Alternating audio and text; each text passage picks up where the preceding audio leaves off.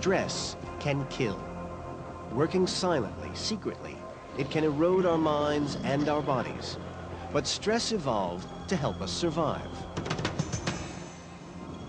Sudden danger triggers the release of hormones that rev the body up for a life or death struggle or a frantic escape.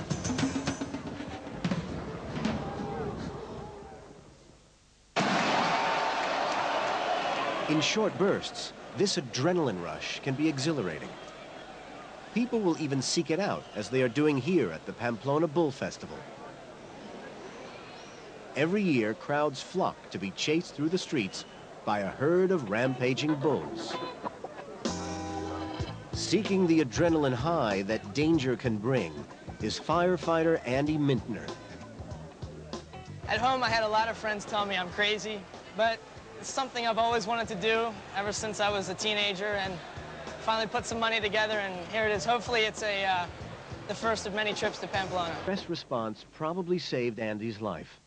But turn it on hour after hour, day after day, and the effects can be fatal. The demands of modern life leave many of us chronically stressed. Over time, the powerful stress hormones cripple our immune system and put pressure on our hearts. Stress can kill us, slowly, silently, secretly.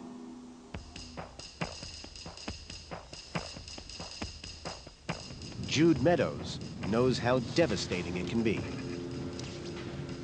As vice president of a multinational corporation, Jude had a demanding job and a tough schedule. When I look back, I realised that I actually really had no idea just how stressed out I was, and I think I'd become so used to functioning like that and essentially functioning on my adrenaline that it actually became the norm. I just didn't know any different. But while Jude felt she was thriving under pressure, her body was silently breaking down. She was finding it hard to sleep and was suffering from dangerously high blood pressure.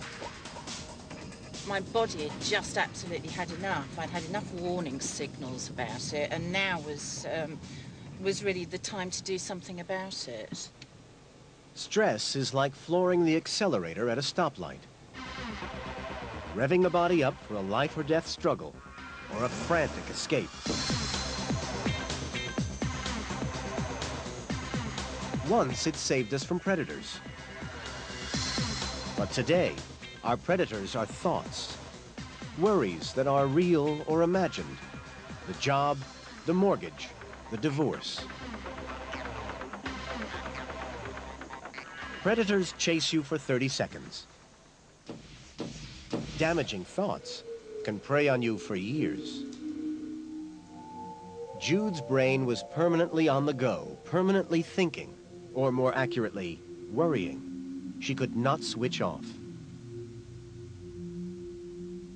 And the big alarm bell was when I was in a meeting. I suddenly felt completely disorientated, and I actually felt as though I'd lost a few minutes. Didn't know what had happened.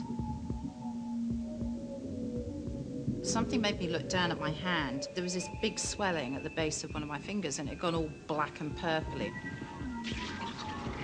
Stress pushed Jude's blood pressure through the roof. A blood vessel burst.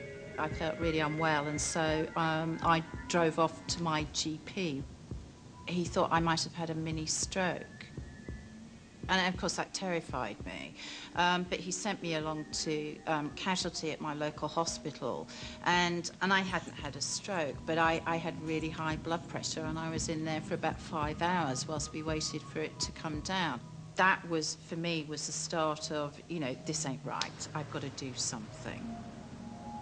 And what she tried was a radical treatment that transformed her life.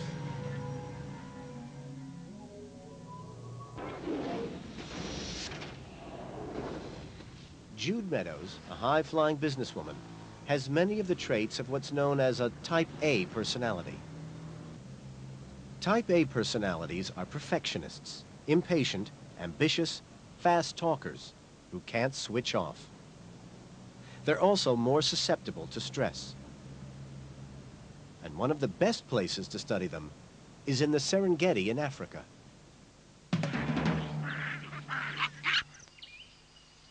Personality has a lot to do with how stress affects you. But if you're a type A personality like Jude, does that mean you're stuck with it forever? Absolutely not. Lots of studies showing with a lot of work, you can change type A profiles and you change the physiology as well. But it doesn't come easy.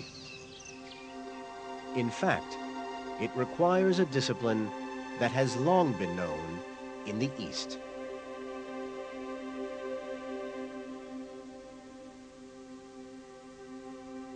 Jude